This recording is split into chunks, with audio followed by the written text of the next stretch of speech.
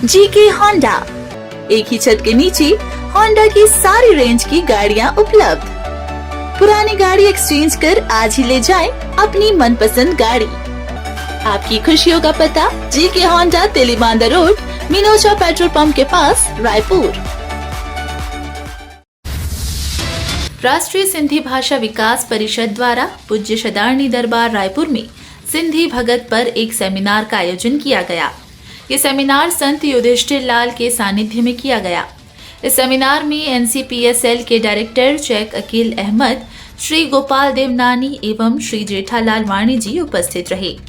Seminar के प्रमुख वक्ताओं में साईं मुरलीधर उदासी, पूर्व विधायक श्रीचंद सुंदरानी, डॉक्टर अजवानी, अमित चिमनानी आदि प्रमुख स्थानीय वक्ताओं ने अपने विचार रखे। अहमदाबाद से पधारे जेठालाल वाणी ने भगत पर अपना पेपर पढ़ा। डायरेक्टर शेख शकील अहमद ने भगत को प्रभु की प्यार भरी आराधना बताई। कार्यक्रम के अंत में गोपाल देवनानी ने आभार प्रकट किया। इस सेमिनार के पश्चात शदारनी दरबार के बच्चों द्वारा सांस्कृतिक कार्यक्रम पेश किए गए। सांस्कृतिक कार्यक्रमों ने सभी दर्शकों का मन मोह लिया।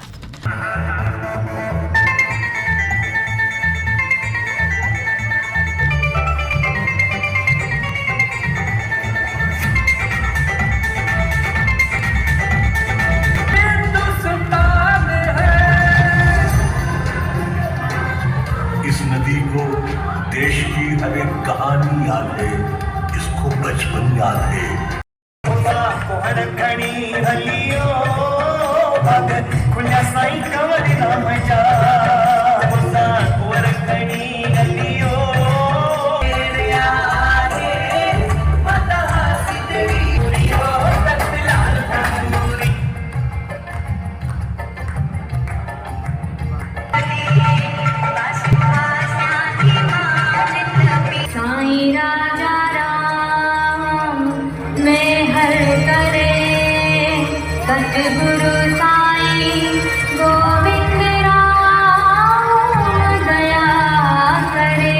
बड़े ही सुंदर गीतों की प्रस्तुति दी गई।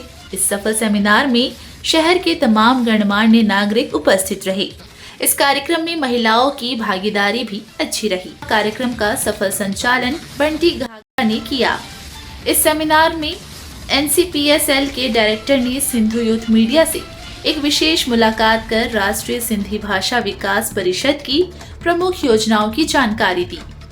एनसीपीएसएल की जो हमारी प्रमुख योजनाएं हैं उसमें तो सबसे अहम, सबसे बेहतर जो योजना है वो ये है कि हमारी कोशिश है कि पूरे हिंदुस्तान के अंदर जहाँ जहाँ सिंधी समाज है और जहाँ जहाँ सिंधी समाज के लोग नहीं रहते हैं वहाँ पे भी हम सेंटर स्टार्ट करें बच्चों को सिंधी पढ़ाने के लिए। तो ये सबसे बड़ा हमारा ये एक प्रोजेक्ट है और इस वक्त 13.5 करोड़ के लगभग बच्चे सिंधी सीख रहे हैं मुख्तलिफ जगहों पे। इसके अलावा जो सिंधी की किताबें छपती हैं मैं उसको बल्क परचेज़ भी ख़रीद लेता हूँ, बल्क परचेज़ के तौर पर, बल्क परचेज़ स्कीम के लिए। और अगर किसी लेखक के पास पैसे नहीं हैं और अगर वो चाहते हैं अपनी बुक पब्लिश करना तो हम उनकी बुक भी पब्लिश कर लेते हैं। इसके अलावा सिंधी की बहुत ऐसी बुक्स हैं कि जो मार्केट में अवेलेबल नहीं है या जिसको प्रिजर्व करना चाहिए, तो वैसी किताबों को हम छाप के रखते हैं और भेजते रहते हैं हर जगह। इसके अलावा हम जगह जगह सिंधी से रिलेटेड टाइपिंग कोर्स का भी ट्रेनिंग दे रहे हैं आजकल और इसको हम और आगे बढ़ाएंगे। इसके अलावा हमारे जो बड़े बड़े विद्वान हैं सिंधी के, उनको प्रोत्साहित करने के लिए हमने अवार्ड का भी प्रोग्राम स्कीम रखा है जिसमें हम लगभग 25 लाख रुपए का अवार्ड देते हैं हर साल।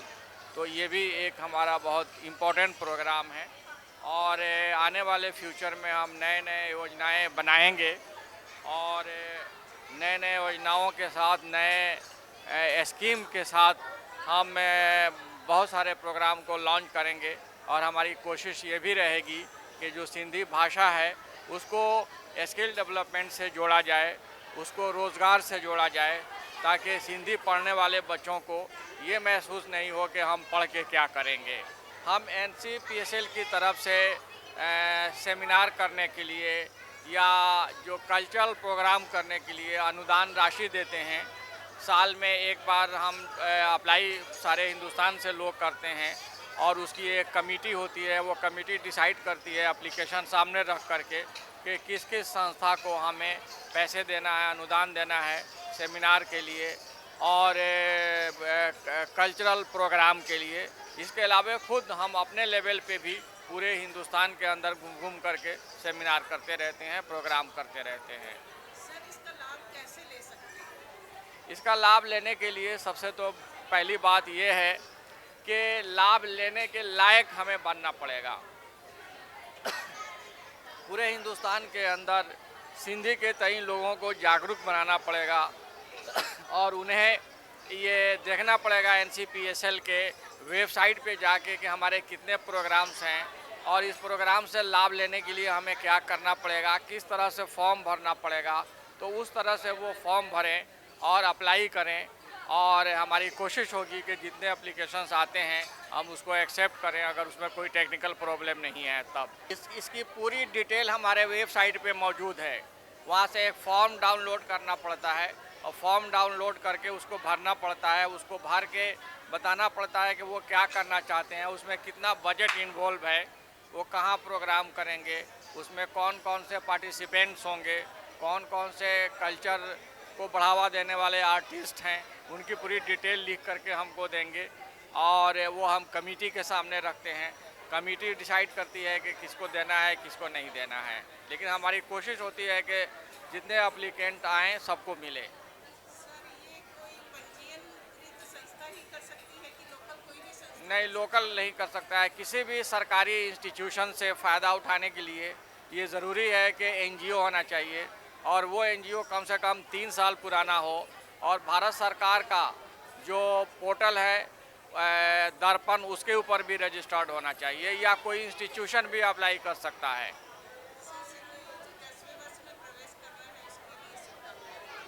मैं तो पूरे सिंधी भाषी के लिए, सिंधी भाषा के लिए, सिंधी समाज के लिए मैं बहुत ढेरों शुभकामनाएं देना चाहता हूं और मैं ये चाहता हूं कि सिंधी भाषा, सिंधी लोग बहुत आगे बढ़ें।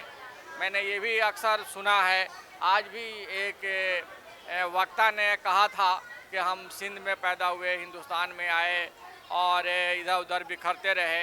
हमें ऐसा महसूस होता है कि जो सिंध के से आए हुए लोग हैं उनके दिल के अंदर कहीं ना कहीं अपनी मातृभाषा, अपनी मातृभूमि के लिए दर्द है, दुख है।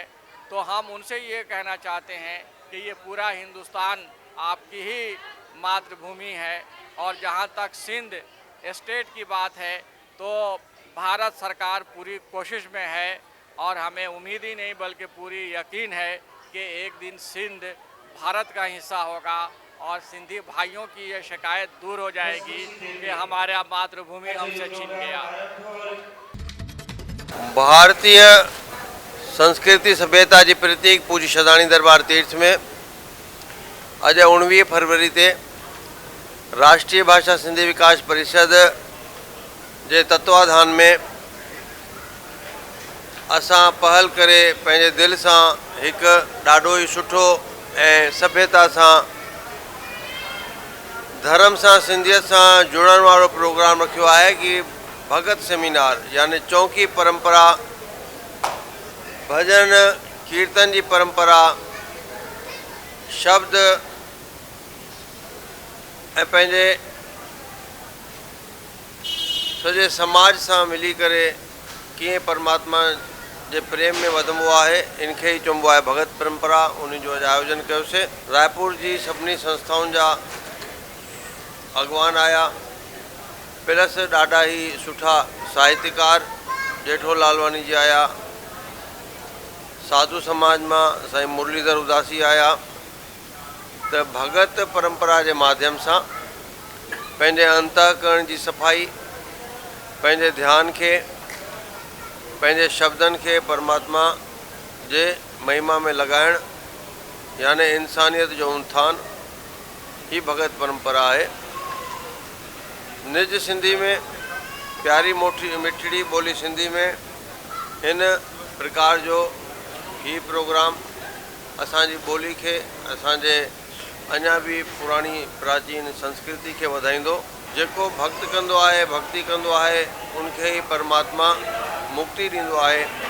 त भक्ति ऐं मुक्ति जी यानी इंसानियत जे भवसागर पार पढ़ण जी परंपरा संत महात्माउनि, ऋषिनि मुनिनि, पीरनि फ़क़ीरनि जी जेका इहा परंपरा रही आहे, इन जे वाधारे जो, इन जे जानकारी जो सॼो संदेश भगत परंपरा जे इन सेमिनार मां असांजे समाज खे अॼु मिलियो आहे ऐं इन जो फ़ाइदो भविष्य में थींदो।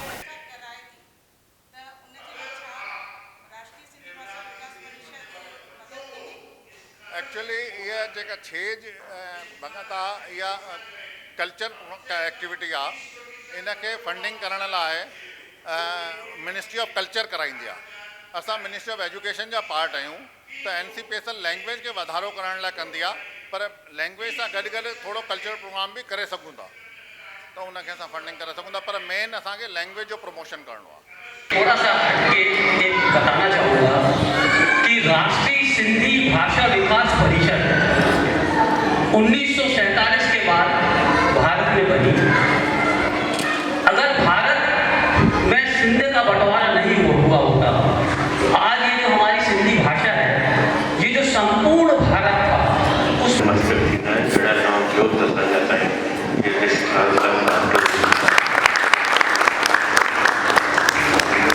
असांजा आदरणीय मुरलीधर जी उदासी साहब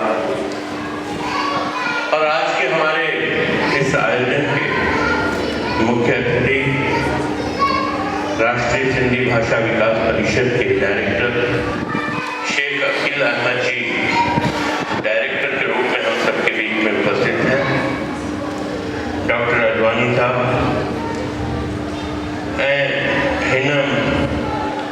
महफिल में छत्तीसगढ़ की हर खबर सबसे पहले आपके फोन पर। सब्सक्राइब कर बेल आइकन दबाएं। 9 सालों से आपकी पसंदीदा मीडिया अब YouTube पर भी। सिंध यूथ छत्तीसगढ़ का अपना न्यूज चैनल